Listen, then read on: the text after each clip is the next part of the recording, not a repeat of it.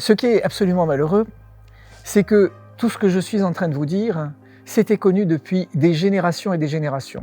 Je fais allusion par exemple aux marchands d'esclaves. Comment vendait-on un esclave? Quelle était la valeur de chaque esclave? Pourquoi pour un esclave on allait mettre plus de louis que pour un autre esclave? Plus d'écus que pour un autre esclave? Le seul scanner qu'on faisait à l'époque, c'était de faire ouvrir la bouche, on regardait les dents. Ça signifie qu'à l'époque, on savait très bien que pour vérifier la vitalité d'un individu, qu'il s'agisse de la vitalité physique, intellectuelle ou sexuelle, il suffisait de faire un scanner complet de l'individu en lui demandant tout simplement d'ouvrir la bouche. Aujourd'hui, ça se fait encore. Lorsque les maquignons veulent acheter un cheval, le prix du cheval est donné en fonction de la dentition. Si la dentition est bonne, on sait très bien qu'à ce moment-là, on aura affaire à un cheval qui sera en bonne santé.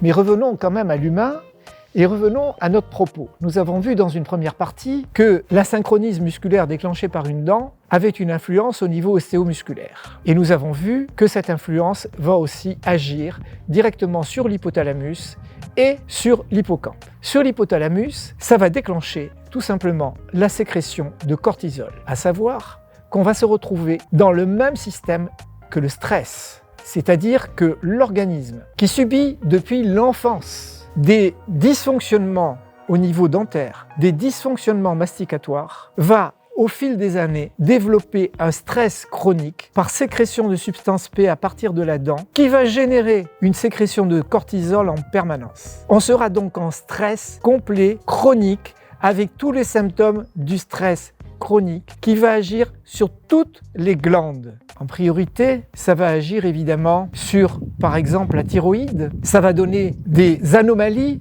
au niveau thyroïdien qui vont comme par hasard disparaître dès que l'on va faire un réglage au niveau dentaire, à condition toutefois qu'on le prenne assez tôt. Ça va donner évidemment des problèmes au niveau de l'insuline qui va diminuer, c'est-à-dire ça va donner une baisse de l'alimentation au niveau des cellules, du coup qui va déclencher une faim, qui va déclencher de l'obésité, c'est-à-dire que si on arrête le système, les gens seront moins obèses. Pour être moins obèse, il faut qu'il n'y ait pas de stress chronique qui soit derrière par l'intermédiaire de ce cortisol. Il va y avoir une destruction osseuse par l'intermédiaire justement du cortisol qui va générer plus de destruction osseuse que de construction osseuse. Il va y avoir des phénomènes arthrosiques qui seront beaucoup plus importants. Il va y avoir des phénomènes au niveau de la progestérone. Il va y avoir des problèmes au niveau des estrogènes. Bref, il va y avoir des anomalies qui seront de type endocrinienne. Et surtout, la principale qui nous intéresse aujourd'hui et qui intéresse actuellement le gouvernement français, c'est la fertilité. Il y a une baisse notable, très importante, de la fertilité et masculine et féminine, de façon brutale. Je finirai mon propos par l'hippocampe. L'hippocampe est chargé, quant à lui, d'entretenir le renouvellement cellulaire, essentiellement au niveau cérébral, d'entretenir la mémoire et d'entretenir tout ce qui est problème mnésique, tout ce qui est de l'ordre du cognitif. Et comme par hasard, à partir du moment où il y a des problèmes dentaires, il va y avoir des problèmes cognitifs, des problèmes qui sont momentanés, qui vont faire que petit à petit, on va se dire « mais je perds un peu la mémoire, j'ai plus la mémoire de l'endroit où j'ai laissé mes clés, je n'arrive plus à bien répondre spontanément aux réponses ». Mais c'est exactement la même chose chez l'enfant. L'enfant, on l'accuse brutalement d'avoir une dyslexie. On a une épidémie en ce moment de dyslexie.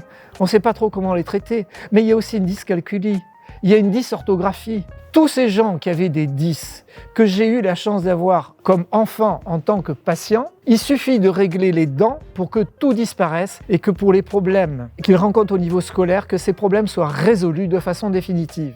Je vous attends au congrès d'Odinte les 30 et 31 mai à Toulouse pour vous parler du développement psychomoteur depuis le nourrisson jusqu'au vieillard. À bientôt.